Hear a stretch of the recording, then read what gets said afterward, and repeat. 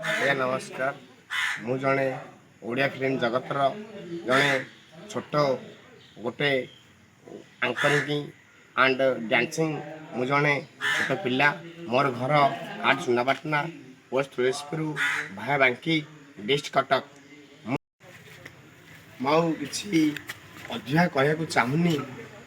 ରାଇମନ ପରିଡ଼ା ଓଡ଼ିଆ ଇଣ୍ଡଷ୍ଟ୍ରିଜରେ ଏମିତି ଗୋଟେ ମଣିଷ ଯାହାଫଳରେ ବି ମୋର 9/5/1992 ଡେଟ୍ ଅଫ୍ ବାର୍ଥ, ମୋର 10th ହେଉଛି 2007। କିନ୍ତୁ ମୁଁ ପଞ୍ଚମ କ୍ଲାସ୍ରୁ ରାଇମନ ପରିଡ଼ାକୁ ମୁଁ ଚିହ୍ନି ଆସିଛି।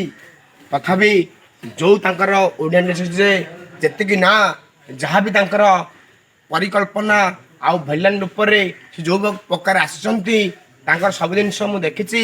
ମୁଁ ଓଡ଼ିଶାର ଜନ୍ମ, ମୁଁ ଓଡ଼ିଶାର ଗାୟିକା, ଓଡ଼ିଶାର ନାୟକ ହେବି। ମୁଁ ଖଳନାୟକ ନୁହଁ, ମୁଁ ନାୟକ।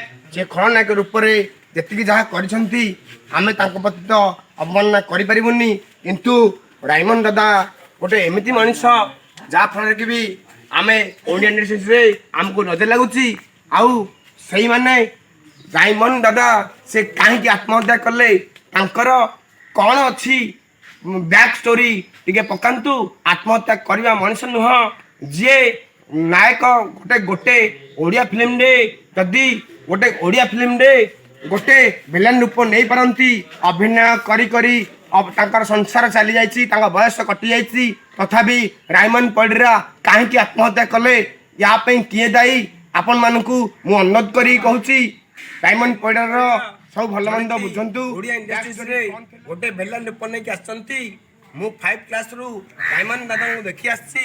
ତାଙ୍କର ଭିଲେନ ଏତେ ସଜାଗ, ଏତେ ଭଲ ମନ୍ଦ ଯେ ଯାହାଫଳରେ ବି ଆମେ ତାଙ୍କୁ ଅନୁସନ୍ଧାନ କରିପାରୁନୁ। ସିଦ୍ଧାନ୍ତ ମହାପାତ୍ର ହିରୋ ଯେମିତି, ରାଇମନ ପରିଡ଼ା ଭିଲେନ ସେମିତି। କିନ୍ତୁ ରାଇମନ ଦାଦା ଆଜି ନାହାନ୍ତି ଆମ ପାଖରେ, ଆମ ଘରରେ ଆମ ପାଖରେ ନାହାନ୍ତି। ଆମେ ଦୁଃଖ ପ୍ରକାଶ କରୁଛୁ। ଆମେ ଆପଣଙ୍କୁ ଅନୁରୋଧ କରି କହୁଛୁ, ଦୟାକରି ଚେଷ୍ଟା କରନ୍ତୁ ରାଇମନ ଦାଦା କେବେ ବି ଆତ୍ମହତ୍ୟା କରନ୍ତି ନାହିଁ। ବହୁତ ଇଣ୍ଡଷ୍ଟ୍ରିଜରେ, ଓଡ଼ିଆ ଇଣ୍ଡଷ୍ଟ୍ରିଜରେ ବହୁତ ଲୋକଙ୍କୁ ଆମେ ବହୁତ ଭିଲେନ ଦେଖିଛୁ। ହିନ୍ଦୀ ଫିଲ୍ମରେ ଅମରେଶ ପୁରୀ ଯାହା, ରାଇମନ ପରିଡ଼ା ସେଇଆ। ଦୁଃଖୀରାମ ସ୍ୱାଇଁ ଥିଲେ ପାଖରେ, ସିଏ ଭିଲେନ ରୂପ ନେଉଥିଲେ। ରାଇମନ ପରିଡ଼ା ଥିଲେ ତାଙ୍କର ସହର ଜଳୁଛି ମୋତେ ଗୋଟେ ଫିଲ୍ମ ଭଲ ଲାଗେ। ମୋର ଯେତେବେଳେ ଏତୁ ପାଇଲା ତାଙ୍କର ସହର ଜଳୁଛି ଗୋଟେ ଫିଲ୍ମ ମୋତେ ଭଲ ଲାଗିଥିଲା। କ'ଣ ନବ୍ଲେ ନବ୍ଲେ ନବ୍ଲେ ତାଙ୍କର ଡାଇଲଗ୍ ଥିଲା। ସେଇ ଡାଇଲଗ୍ଟା ମୋର ମନେ ପଡ଼ିଲେ ବୋଧ ହୁଏ ମୋତେ ଭାବେ ମୋ ସହରରେ, ମୋ ଗାଁରେ ନିଆଁ ଲାଗିଛି। ତଥାପି ଆମେ ତାଙ୍କୁ ଭୁଲି ପାରିନୁ। କିନ୍ତୁ ଦୁଃଖ ପ୍ରକାଶ କରୁଛୁ। ଆମେ ଆପଣଙ୍କୁ ଅନୁରୋଧ କରିକି କହୁଛୁ, ମିଡ଼ିଆ ଭାଇମାନେ ଆଉ ସରକାର, ଆପଣଙ୍କୁ ଆମେ ଅନୁରୋଧ କରିକି କହୁଛୁ, ରାଇମନ ଦାଦାଙ୍କର କ'ଣ ଅସୁବିଧା ହେଲା, ଆତ୍ମହତ୍ୟା ସେ କାହିଁକି କଲେ? ବହୁତ ଭିଲେନ ରୂପରେ ଆମେ ତାଙ୍କୁ ଦେଖିଛୁ ସତ, କିନ୍ତୁ ସେମାନେ ଭିଲେନ ରୂପରେ, ତଥାପି ସିଏ ନିଜେ କାହିଁକି ଆତ୍ମହତ୍ୟା କଲେ? ଆଉ କ'ଣ ତାଙ୍କର ଅସୁବିଧା ଥିଲା? ଆଉ କାହିଁକି ସିଏ ଆତ୍ମହତ୍ୟା କଲେ? ଆପଣମାନଙ୍କୁ ଅନୁରୋଧ କରିକି କହୁଛୁ ମୁଁ, ପ୍ଲିଜ୍ ମିଡ଼ିଆ ଭାଇମାନେ, ଆପଣମାନେ ଏତିକି ଚେଷ୍ଟା କରନ୍ତୁ।